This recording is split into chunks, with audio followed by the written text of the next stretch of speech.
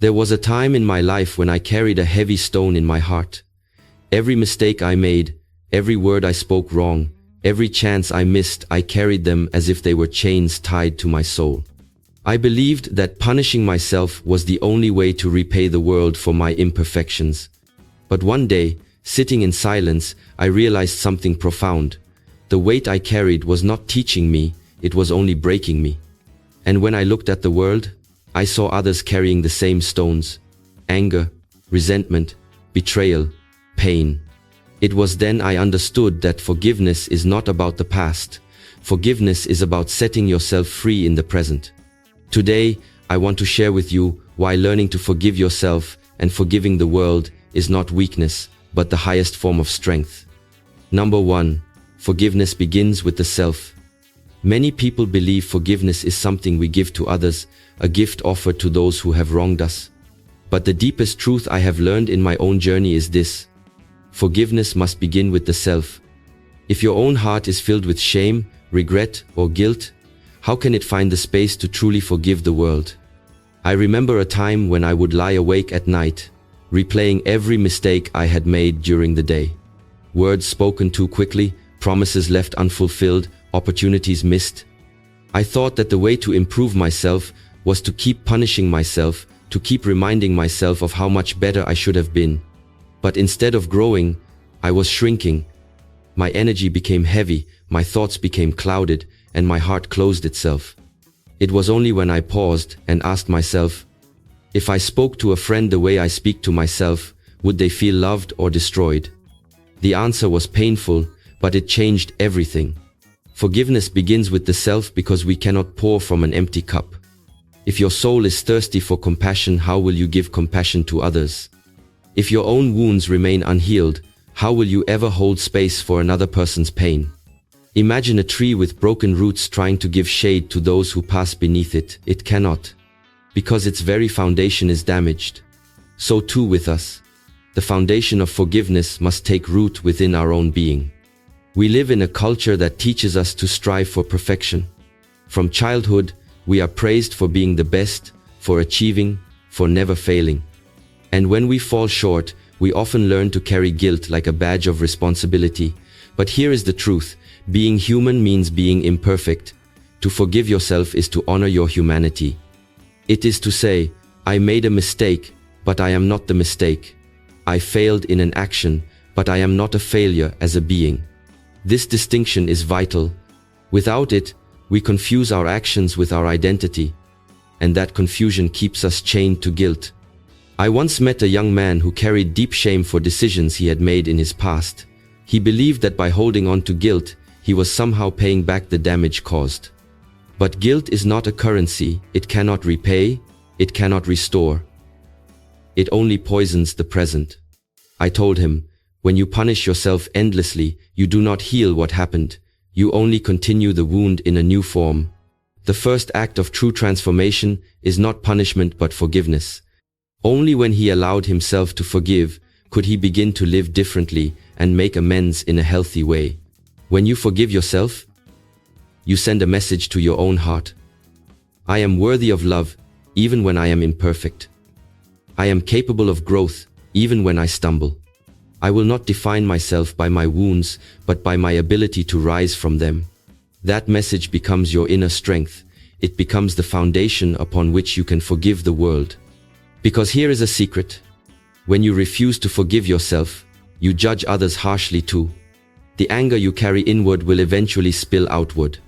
But when you learn to be gentle with yourself, compassion becomes your natural language with others. Forgiving yourself is not selfish, it is the most generous act you can perform, because it opens the heart to a love that does not discriminate between you and the world. So tonight, before you sleep, place your hand on your heart and whisper, I forgive you. Say it not once, but until your soul believes it. The world outside will not change immediately, but something inside you will shift.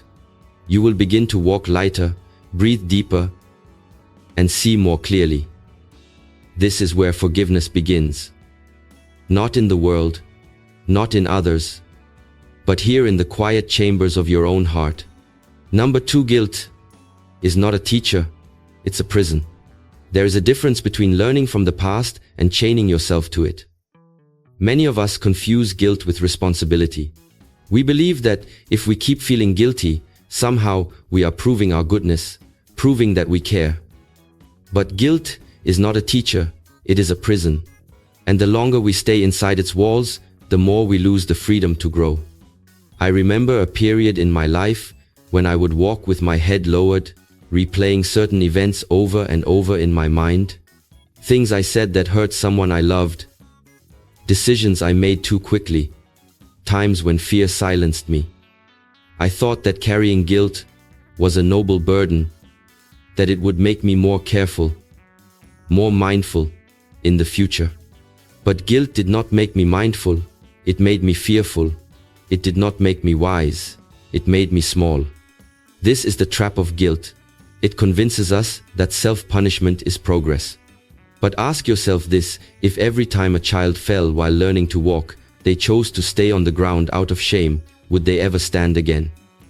Life is like this.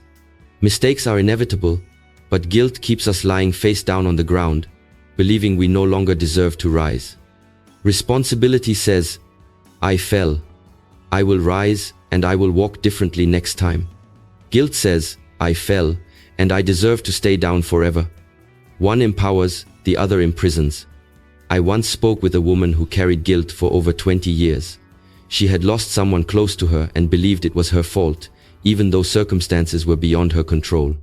Every day she repeated the story in her mind, whipping herself with invisible chains. I asked her, do you believe that by feeling guilty for 20 years, you have healed what was lost? Has the guilt restored life, or has it only taken yours away piece by piece? She began to weep, because for the first time she saw the truth: her guilt had not honored the memory of the one she loved. It had only robbed her of her own life. Guilt is a prison because it freezes time. It traps us in a single moment of the past, replayed endlessly, while the present passes us by unnoticed. You cannot embrace the opportunities of today if your arms are still tied to yesterday.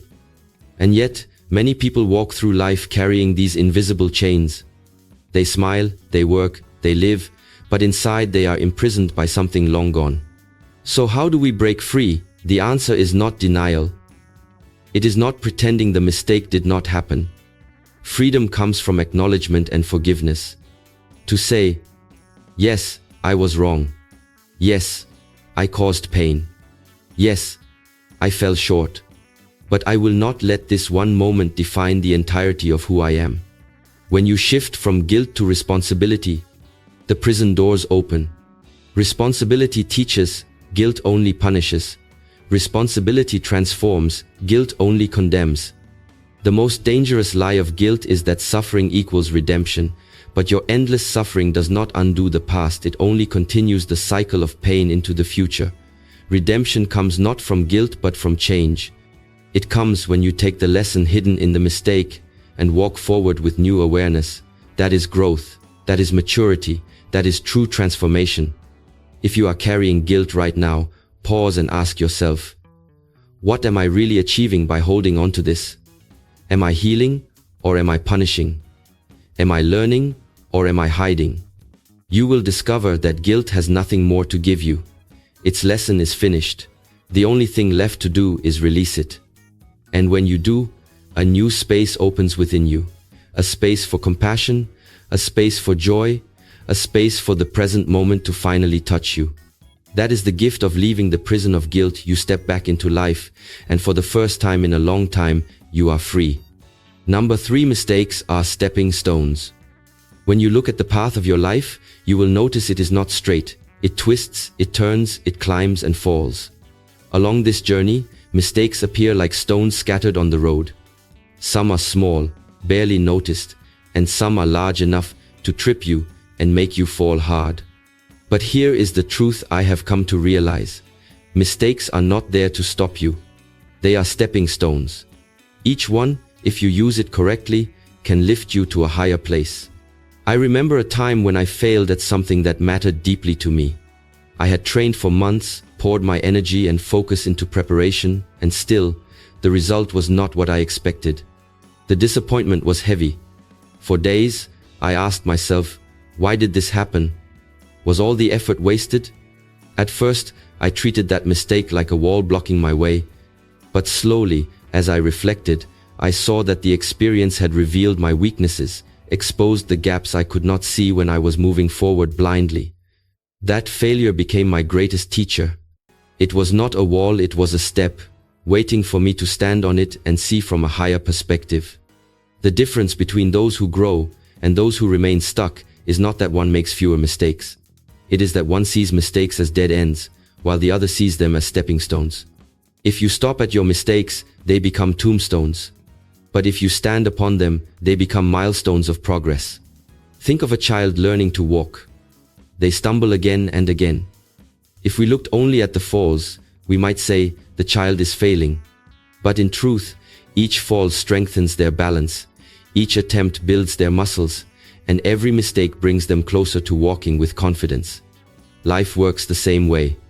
Every mistake you make is preparing you for the next step, if you choose to learn from it. The great trap is shame.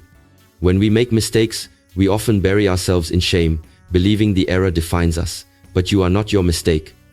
A mistake is something you did, not something you are. To confuse the two is to carry unnecessary weight.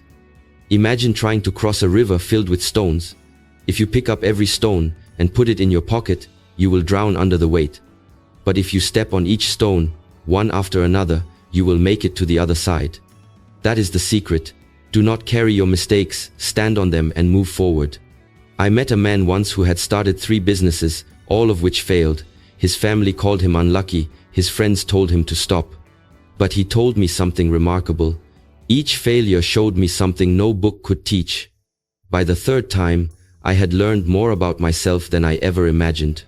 On his 4th attempt, he succeeded, and not because luck suddenly changed, but because he had built a foundation of wisdom upon the stones of his mistakes. If you fear mistakes, you fear growth. If you run from mistakes, you run from life itself. Do not pray for a life without mistakes. Pray for the courage to see mistakes as guides, as stepping stones placed by life itself to lead you higher. The next time you fall, pause and ask yourself, what lesson lies hidden here? What strength is this mistake trying to awaken in me? When you see the lesson, the mistake loses its power to hurt you and gains the power to lift you. Remember this: mistakes do not close your path, they shape your path. They are not your enemies, they are your teachers. And if you allow them, they will not bury you, they will raise you. Step on them, one by one, and soon you will see that every stumble was preparing you for a greater climb. Number 4.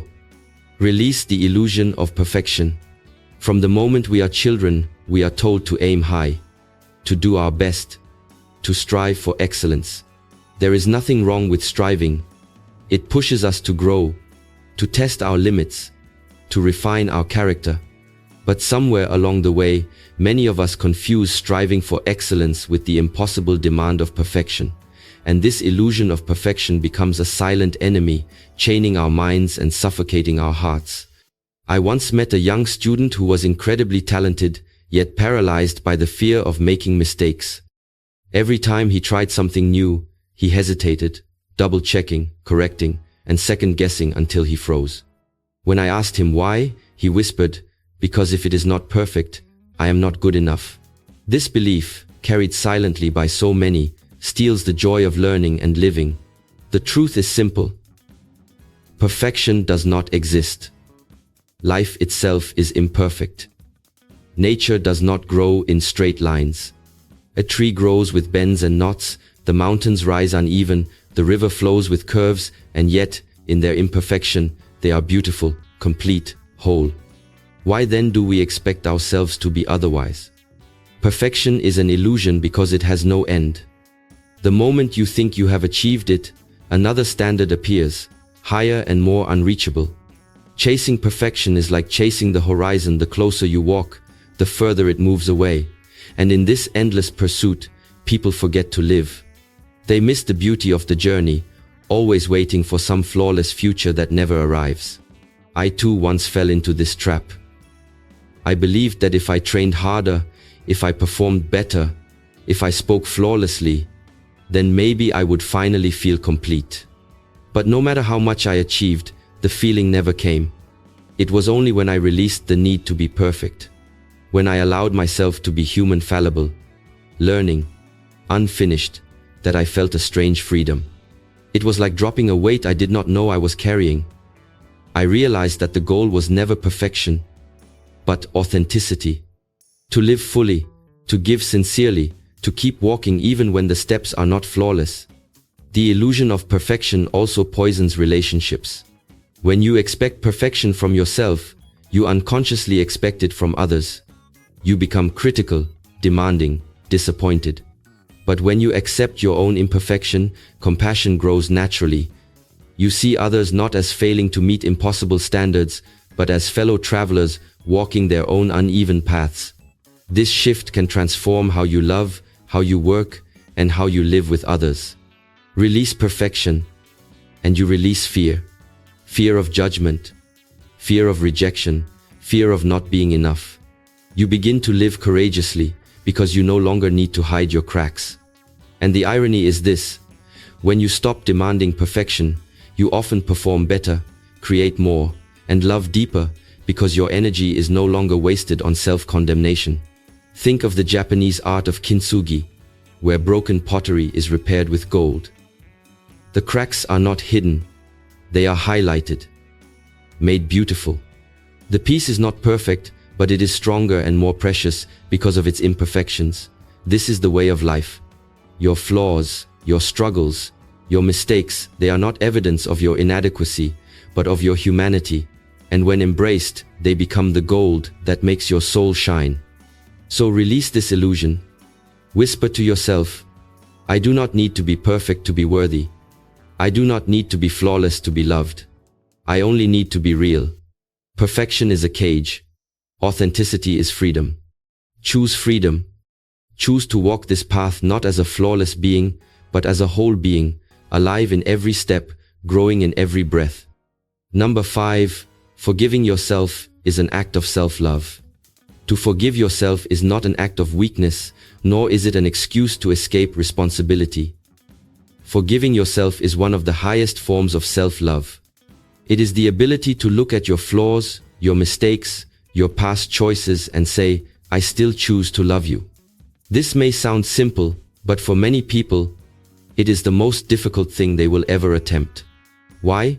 Because we are often taught to give love outwardly, to parents, to children, to friends, even to strangers. But rarely are we taught how to direct love inward, especially when we feel undeserving of it. When you fail, when you hurt someone, when you fall short of your own standards, your natural instinct may be to criticize yourself, punish yourself, or withdraw love from yourself. Yet imagine saying to a wounded child, you do not deserve love anymore because you fell. Would that child heal? Would that child rise again? Of course not. In the same way, you cannot heal your own wounds by withholding love. You heal by offering it. I remember a time when I carried shame over words I had spoken in anger to someone I cared about.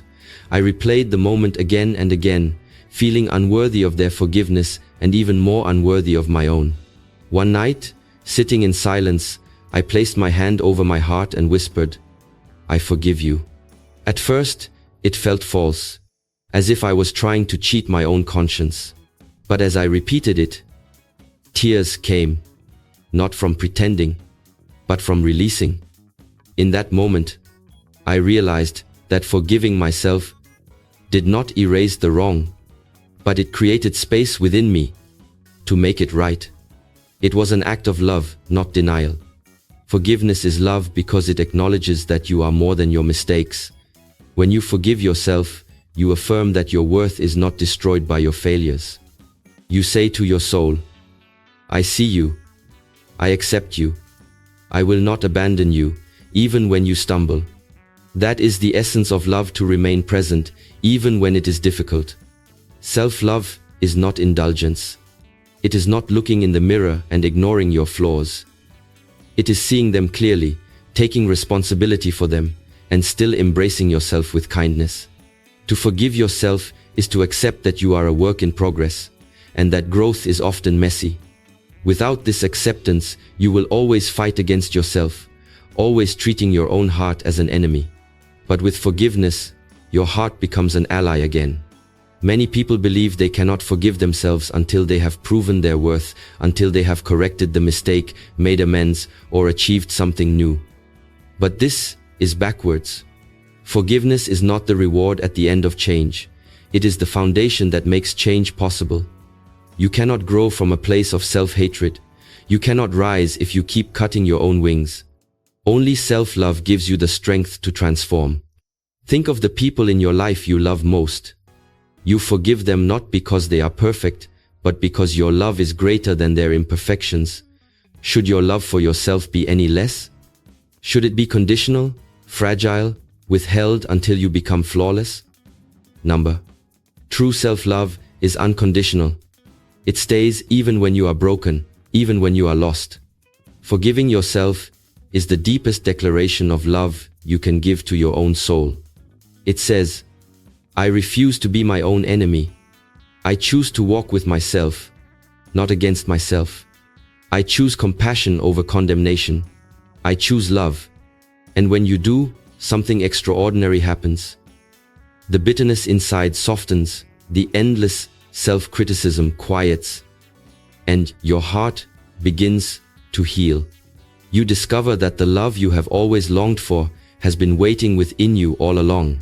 6, the world is a mirror. Life has a strange way of reflecting back to us the very energy we carry within. The world is not just something outside of us, it is also a mirror, showing us the condition of our inner state. The way you treat yourself, the way you speak to yourself, the way you perceive yourself, all of it shapes how you see and interact with the world. And until you learn to forgive yourself, the world will appear harsh, critical, and unforgiving too. I once spoke with a man who was deeply angry at everyone around him. He would complain that people were selfish, unkind, and cold. But when I listened closely to how he spoke about himself, I realized the truth. His anger at the world was a reflection of the anger he carried toward himself. He had never forgiven his own past mistakes, and so he could not forgive the flaws he saw in others. His world mirrored his inner state. The opposite is also true. When you forgive yourself, when you cultivate compassion for your own soul, the world begins to look different. Suddenly, the flaws of others do not trigger you as deeply. Their imperfections remind you of your own humanity, and instead of judging, you feel understanding. The mirror reflects kindness, because you are carrying kindness within. It is like walking with colored lenses on your eyes. If the lenses are tinted with anger, you see anger everywhere. If they are colored with bitterness, the world appears bitter. But if they are shaded with forgiveness, the world softens. You see not only pain, but also beauty. Not only failures, but also growth. The world does not change first, you do. And when you change, the reflection changes with you. I remember a time in my own life when I was harsh with myself, demanding perfection, punishing every mistake. During that period, I was also highly critical of others. I would notice flaws easily, point out shortcomings, and hold people to impossible standards. But when I began to forgive myself, something shifted. I no longer needed to attack others, because I no longer attacked myself. As I gave compassion inward, it naturally radiated outward. My relationships deepened, my patience grew, and the world that once looked sharp and cold began to look gentler and warmer. This is why self-forgiveness is not selfish. It is not only about you. It is about the way you show up in the world. When you learn to embrace your own humanity, you create a ripple effect. You treat others with more grace. And in return, they feel safer to show their authentic selves. The world becomes less of a battlefield and more of a place of connection. The mirror also works in the opposite direction. When someone bothers you, when their flaws or actions trigger deep emotions, it is often because they reflect something unresolved within you. Instead of only blaming them, ask, what is this mirror showing me about myself? Perhaps their impatience reflects your own buried impatience. Perhaps their mistakes remind you of mistakes you have not forgiven in yourself. These reflections are not meant to punish, they are meant to guide. They are invitations to look inward, to heal the places that still need love. If you want the world to look brighter, start by softening the way you look at yourself. If you want to see forgiveness in others, begin by forgiving yourself. The mirror cannot reflect what you refuse to give. So today, stand in front of the mirror, not just the one made of glass, but the mirror of life itself, and ask, what am I seeing? And what within me is being reflected? If you find harshness, forgive yourself. If you find bitterness, forgive yourself. The moment you do, you will notice the reflection begin to change. Number 7. Resentment poisons the heart. There is a kind of poison that does not come in a bottle. It does not enter through food or drink. It enters through thought and memory. It is the poison of resentment. When someone hurts you, when life feels unfair, when betrayal cuts deeply, it is natural to feel anger. Anger is a flame that rises quickly, but resentment is different. Resentment is anger that has been kept alive, fed over time, replayed in the mind, until it becomes part of your identity. And while anger burns hot and then fades, resentment lingers quietly, eating away at the heart. I once knew a man who had been betrayed by a close friend. Years passed, yet every time he spoke of this friend, bitterness filled his voice. He believed he was punishing the betrayer by never forgetting, by never forgiving. But in truth, the friend had moved on. The only one still in chains was him. His heart had grown heavy, his joy dim, his laughter rare. The resentment he carried was not harming the other, it was poisoning him from within. This is the tragedy of resentment. We believe that by holding on to it, we are protecting ourselves, keeping power over the one who wronged us. But resentment is not protection, it is self-destruction. It is like drinking poison and waiting for the other person to die. The bitterness you hold does not travel outward, it circulates inward, through your own thoughts, emotions, and body. Science even shows that holding resentment increases stress, weakens the immune system, and shortens life. But beyond the physical, resentment clouds the spirit. It makes you suspicious, cynical, and closed. You stop seeing the beauty of the present because your eyes are fixed on the wounds of the past. The poison spreads, not just toward the one who hurt you, but toward life itself. I remember carrying resentment once towards someone who had spoken unfair words about me. For weeks I replayed those words in my mind, building arguments, imagining confrontations. But all the while they lived freely while I was trapped. One evening, during meditation, a thought arose within me. Why are you carrying their words longer than they did? Why are you punishing yourself for what they chose to do? That realization struck deeply. In that moment, I understood that resentment was stealing my peace while giving me nothing in return. Letting go did not excuse their action, but it released me from being its prisoner. Resentment poisons the heart because it keeps wounds open. The mind keeps scratching the same memory, preventing it from ever healing. Forgiveness, on the other hand, is the medicine.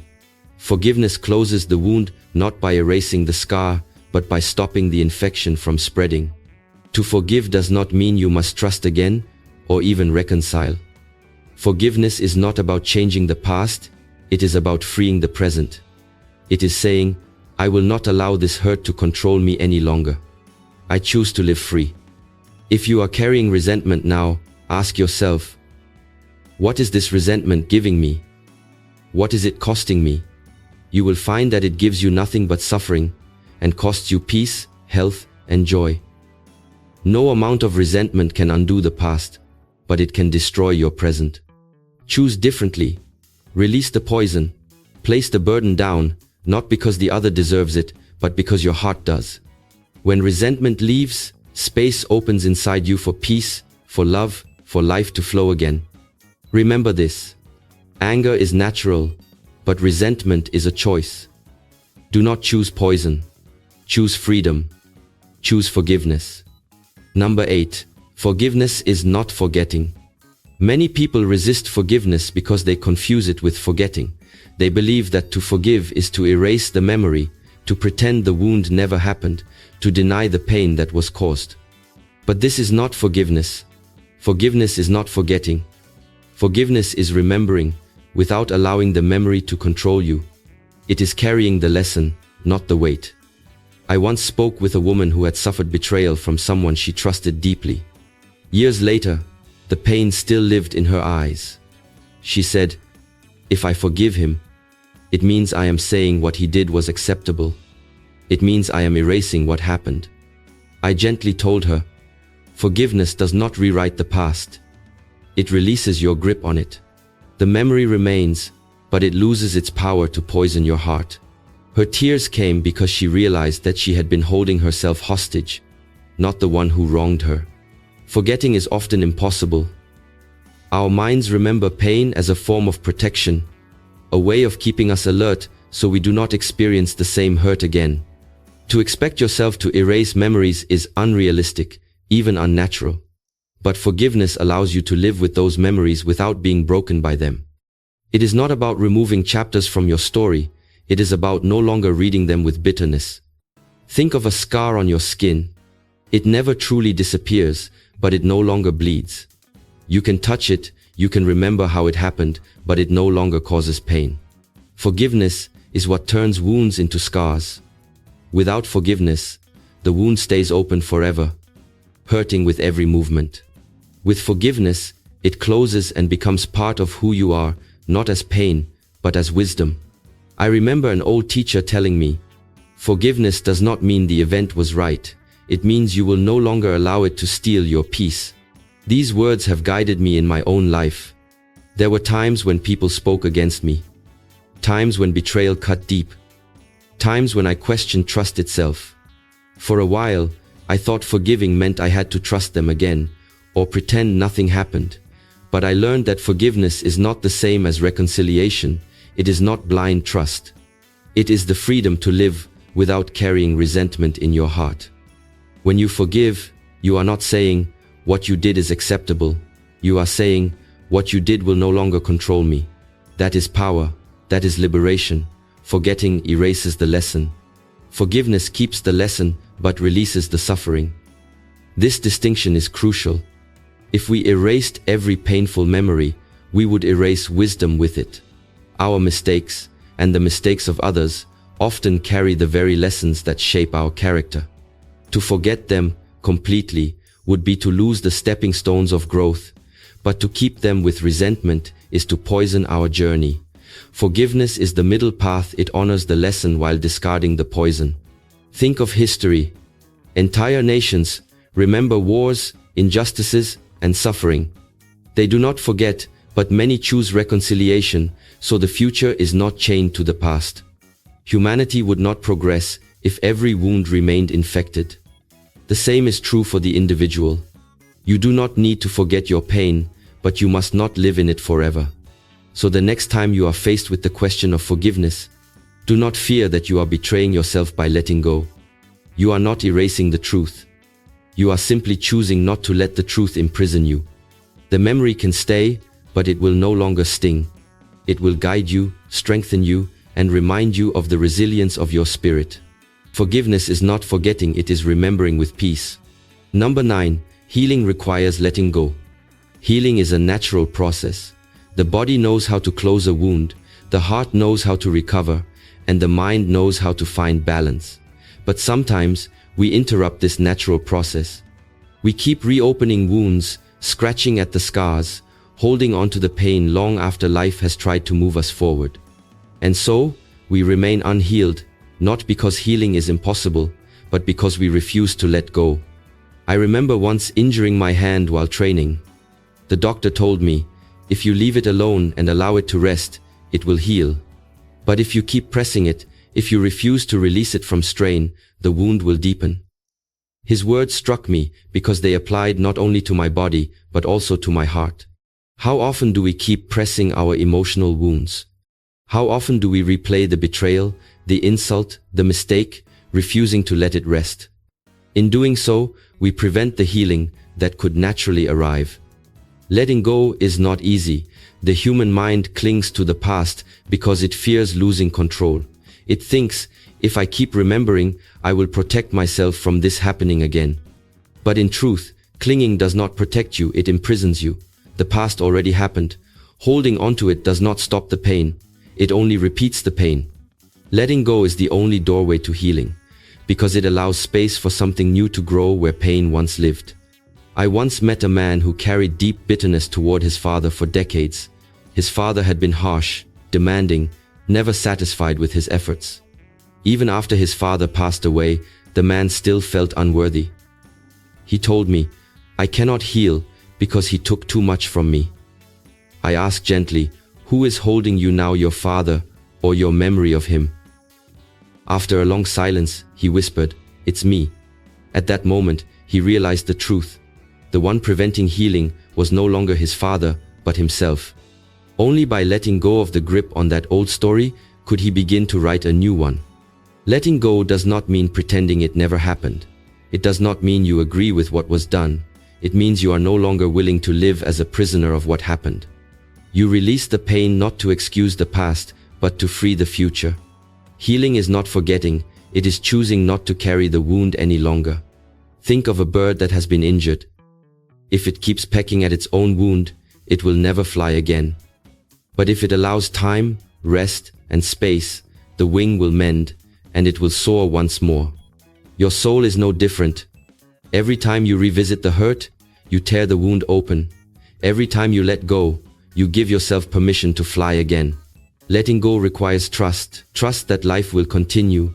Trust that you are strong enough to move forward. Trust that the universe still has beauty for you beyond the pain. Without trust, you grip the wound. With trust, you open your hands, and healing rushes in like water to fill the empty spaces. Ask yourself, what am I holding onto that no longer serves me?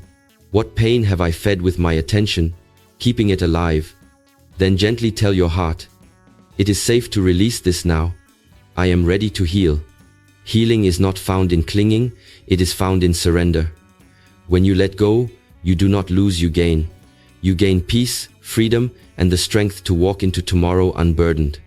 Healing requires letting go, and letting go requires love for yourself and for the life waiting to embrace you. Number 10, forgive to free yourself, not the other. When we think of forgiveness, we often believe it is something we do for another person. We imagine that by forgiving, we are offering them a gift, a second chance, a clean slate, a pardon for the harm they caused. But the truth is, forgiveness is not about the other person. Forgiveness is about you. It is about reclaiming your peace, freeing your mind, and removing the chains that resentment has locked around your heart. I once met a woman who had been betrayed by a close friend. For years, she carried anger toward this person, replaying the betrayal in her mind. She told me, "I will never forgive him, he doesn't deserve it." I asked her, "Does your refusal to forgive punish him or does it punish you?" She paused, and in her silence, I saw her realization. The friend had moved on, perhaps not even remembering the depth of the wound he caused, yet she carried it daily, like a heavy stone in her heart. By refusing to forgive, she thought she was holding him accountable. In reality, she was only holding herself hostage. Forgiveness is not about whether the other person deserves it. Forgiveness is about whether you deserve freedom. Imagine drinking poison every day, expecting it to harm the person who hurt you. That is what resentment is. It poisons your soul, not theirs. When you forgive, you are not saying their actions were right. You are saying, "I refuse to allow your actions to control my happiness any longer." This is why forgiveness is so powerful. It shifts the energy from them to you. It gives you the authority to decide how you will live, regardless of what has been done to you. Forgiveness is the breaking of chains.